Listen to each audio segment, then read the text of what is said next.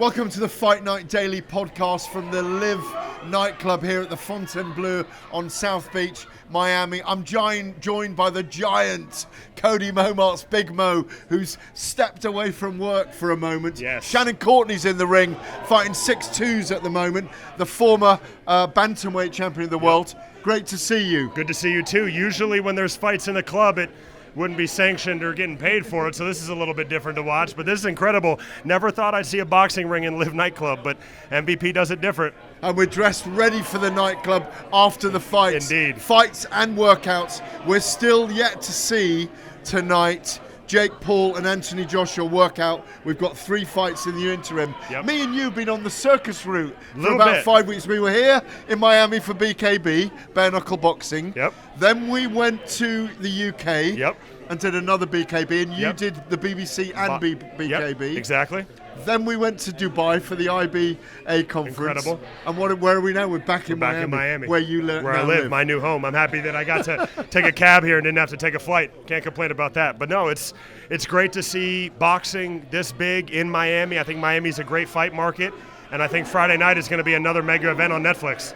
It's really big, isn't it? Netflix, 13 months, 4 events. Crazy. There's bizarre things around people saying the jeopardy, the danger of Jake Paul, the golden cock as I call him, with the giant cojones, stepping in, the golden cockerel rather than the golden cock, the golden cockerel, a gallo de oro. Yeah, they get it. They do get it, with the giant cojones, stepping in against the 2-time heavyweight champion of the world. You know AJ well. Unbelievable. There's a danger in this though, isn't there? Look, I stopped doubting Jake Paul a long time ago. I think people have been asking him to fight somebody. So he said, all right, I'll fight AJ. And a lot of people wouldn't sign up for that. Even a lot of heavyweights wouldn't sign up for that. So look, boxing is going to be the most watched sport in the world again, on Netflix again. And MVP's doing it. Jake Paul's doing it. Jake Paul opened the door to Netflix. This is going to be his 3rd show on there. Yeah. He did Paul Tyson. He did Taylor Serrano 3. And now Paul versus AJ. It's crazy that it's here. It is really crazy. We were both at the press conference as well a month ago, weren't we? Yep. Here in Miami because we were doing BKB. Jake looked into the eyes of Anthony Joshua. Joshua was really serious about it. He said he's taking it seriously. Do you think he'll toy with Jake on Friday night? Will he use it as a glorified sparring session? Keep him in there for 5, 6, 7 rounds and not hurt him, but just punish him that he's going to have to stay in the ring with a heavyweight world champion? To be honest, I hate to give an easy answer. I really don't know.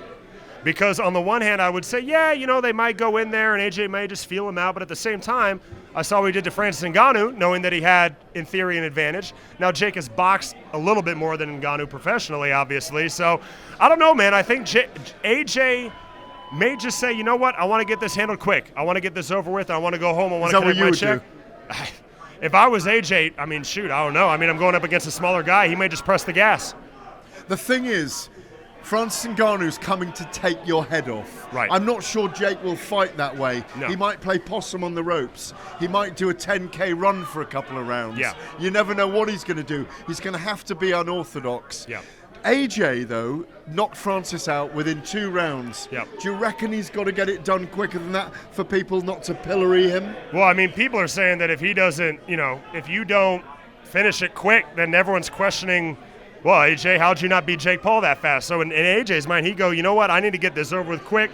I need people to, not think that I couldn't beat Jake Paul within a round or something like that. Jake said in the interview, in a way, AJ has more to prove. Jake doesn't have to prove anything in theory. He's proven this to himself. The fact he's already made it this far is crazy. He's climbing in the ring with AJ in his prime. So in his mind, he's already made it. AJ is the one with something to prove.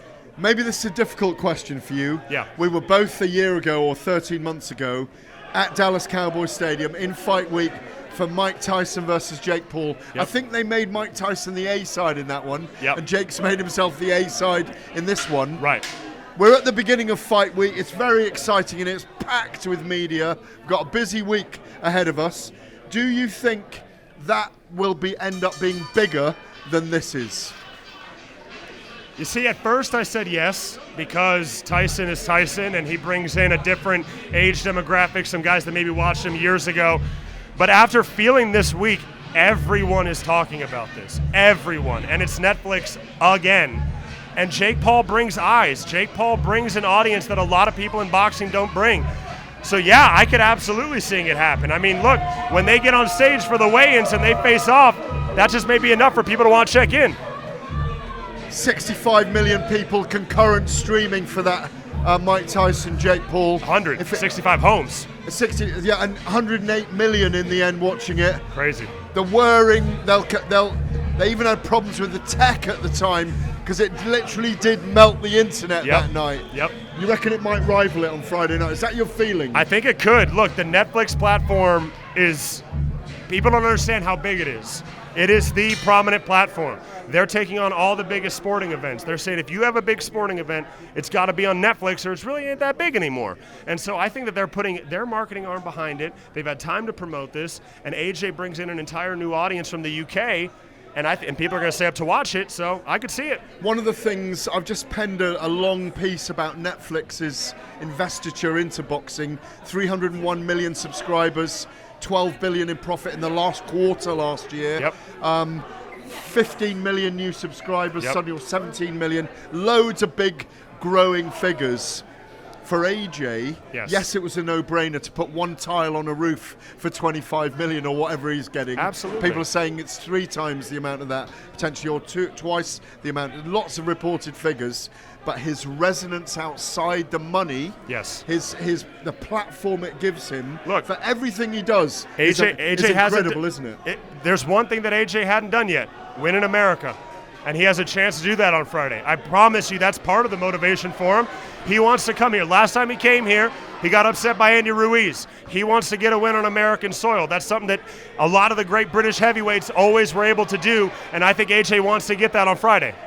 You're going to call around in a minute. The last of 6 rounds. Shannon Courtney is battling away in the ring behind us. Good to see you guys. No, I'm not letting you go yet. I got to go. Oh, but you got to go. Okay. Well, great to hear from Kody Mommaerts there, the Big Mo character that he is all week in the ring, announcing as he does. I think I've got to strain my neck talking to him just now. Well, earlier on today, producer Romario Webster, who's out here as part of the team, was down in South Beach getting some vox pops from locals on what they think about this fight. What do Americans make of Jake Paul? Well, from what I just Googled when we were speaking, Jake Paul and Anthony, they look like it's going to be a very good match, a little bit more than what was anticipated with the Mike Tyson fight. Hopefully it brings in that much money. But yeah, other than that, yeah, man, we moving. I think I would love to see. I want to see. Everything is possible with a little bit of faith, but in regards to the match, with him having what was that, 25 knockouts, 28 knockouts? Yeah. 4 losses, he's what, Jake Paul is at 18-1? Yeah, I don't know. Maybe experience might, or maybe the underdog might. I want to see. You know, he's famous for being on YouTube, not really in a good way. He kind of does what he needs to do to get noticed, and I think that can be problematic. But yeah, he's done a lot because he's got a lot of money, and it's easy to do a lot when you have a lot of money. He's fighting a former 2-time heavyweight world champion from London. Is this the sort of thing that, you know, people would want to see him lose, maybe get knocked out? I think it's pretty divided. I think, you know, a lot of things around here are pretty divided, half and half, as you can tell. So I'm going to say you're going to see people who are, you know, really much about him and really excited for it. And then you're probably going to see people that are like, you know what, I don't care. I don't care. You know, it's really easy to do well in something like this when you have, you know, the top trainers, so much money to do everything that you want all the time. And, you know, I don't wish poorly on him, but, you know, it's just not really interested. No, I respect the honesty, I do. Well, as I said, Anthony Joshua, former Olympic gold medalist, world heavyweight champion. Can you see a world where Jake Paul, a former YouTuber or a YouTuber, beats someone with those sort of credentials? I mean, if he beats him in one fight, that could happen. I think it's possible for any of that to happen, but, you know, it also doesn't take away from his entire career that he built being an Olympic athlete, being so dedicated to it. I don't think it'll take anything away from that, even if he does win. I think any man that dares get in the ring with Anthony Joshua, you know, needs the utmost respect. I I don't see it personally. I see it more as for what it is, an event rather than a competitive boxing match. I don't really give him much of a chance in it. But listen, boxing's boxing at the end of the day. You go in with small gloves and you can get hurt at any time. So you've got to give respect to the man and see what you can do at the weekend. I mean, you obviously are very familiar with Anthony Joshua and his career. Do you give Jake Paul any chance at all in this fight? No, I think, listen, it's for me, it's publicity leading up to the Tyson Fury fight. I'd love to see an upset. Everybody loves an underdog, but at the end of the day, Anthony Joshua's a two-time world champion for a reason. And Jake Paul, listen, I hope he goes in there and puts on a performance, makes it competitive. But yeah, he's got a hard task ahead of him. Yeah. What round does Anthony Joshua get the job done, James? It depends on how many rounds he wants to get out of it. For me, if he makes it out of the first, it's because Anthony Joshua wants to. He's a big man, you know, and he hits hard. So yeah, I think he blows him out in the first round, to be honest with you. Well, not everybody in America is behind Jake Paul causing the upset on Friday night. Maybe there'll be some cheers for AJ when he walks out first, of course, because he's not the A side in this. Well, earlier on today, there was some big breaking news involving Terence "Bud" Crawford. And I popped onto the sports bar with Jason Cundy and Carlton Cole to discuss it. Before we crack on with that, there has been some big breaking news in the world of boxing. 5 division champions announced his retirement. This is Terence Crawford at the age of 38 with a perfect record of 42-0. Talk to us about how, I mean, it's a shock, or is it? It is a shock. Terence Crawford, as you say, 42-0, 3-weight undisputed champion, 5-weight world champion. He first came to our attention beating Ricky Burns in Scotland at lightweight. He's just had that massive fight, which was also on Netflix, like this one is on Friday night, with Saul Canelo Alvarez, and he's saying he wants to keep his legacy intact, wants to go out undefeated. Gents, I think this is a tactic to get more money, in my view. I think it's a tactical affair, because he's supposed to be fighting Canelo again in September. So I just think he's stepped away so that people try and draw him back with a big truckload of cash. Do you think he'll get that cash? Because he's not, like, he hasn't got the charisma as some of these fighters. What do you think is going to get him that cash? Is this the only step he's got to do it?